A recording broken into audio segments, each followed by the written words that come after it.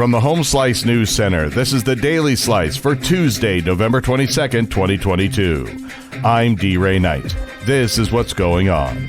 Police are searching for a person of interest in connection with a shooting that occurred around 11 p.m. on Sunday in North Rapid City. Police said that when dispatched to a residence in the 700 block of North 7th Street, they discovered an obviously deceased adult male with a gunshot wound to his torso. Police are actively working to locate 30-year-old Dustin Way of Rapid City. Police said the shooting does not appear to be random in nature, and there's no evidence to suggest any risk of danger to the public. The debate over state social studies standards continues. Amy Rose has the story.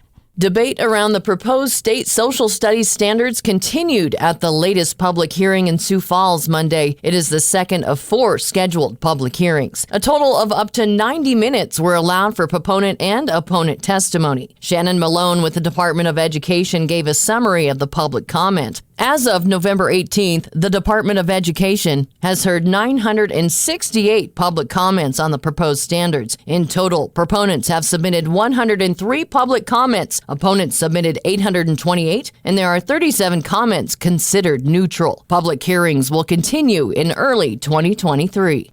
AAA estimates that about 170,000 people in South Dakota will be on the road during the Thanksgiving holiday.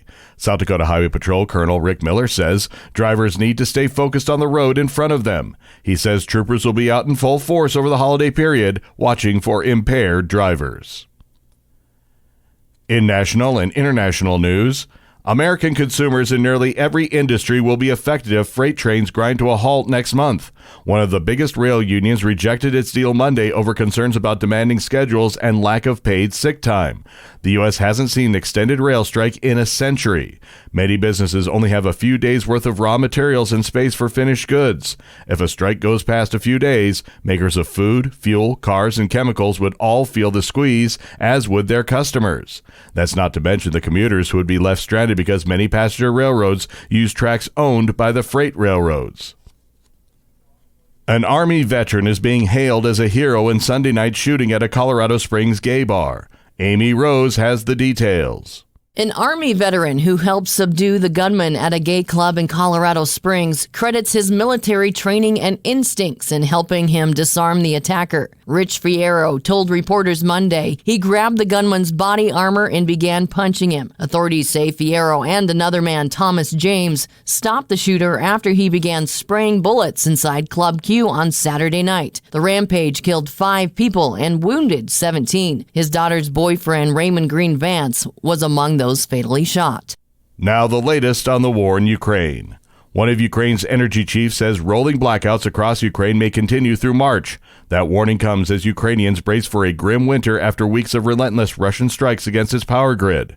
They are being told to stock up on warm clothes, blankets, and anything that might help see them through a long shutdown. Russia has been pummeling Ukraine's power grid and other infrastructure from the air for weeks as the war approaches its 9-month milestone. That onslaught has caused widespread blackouts and deprived millions of Ukrainians of electricity, heat, and water. Your weather forecast from the Home Slice Weather Center. Lots of sunshine today and a high of 53. Low tonight, 31. And that was your Daily Slice for Tuesday, November 22nd, 2022. The Daily Slice is a production of Home Slice Media Group, hosted by D. Ray Knight with Amy Rose. Executive producer Mark Houston. Engineered by Chris Jacquez. I'm D. Ray Knight. Have a great day.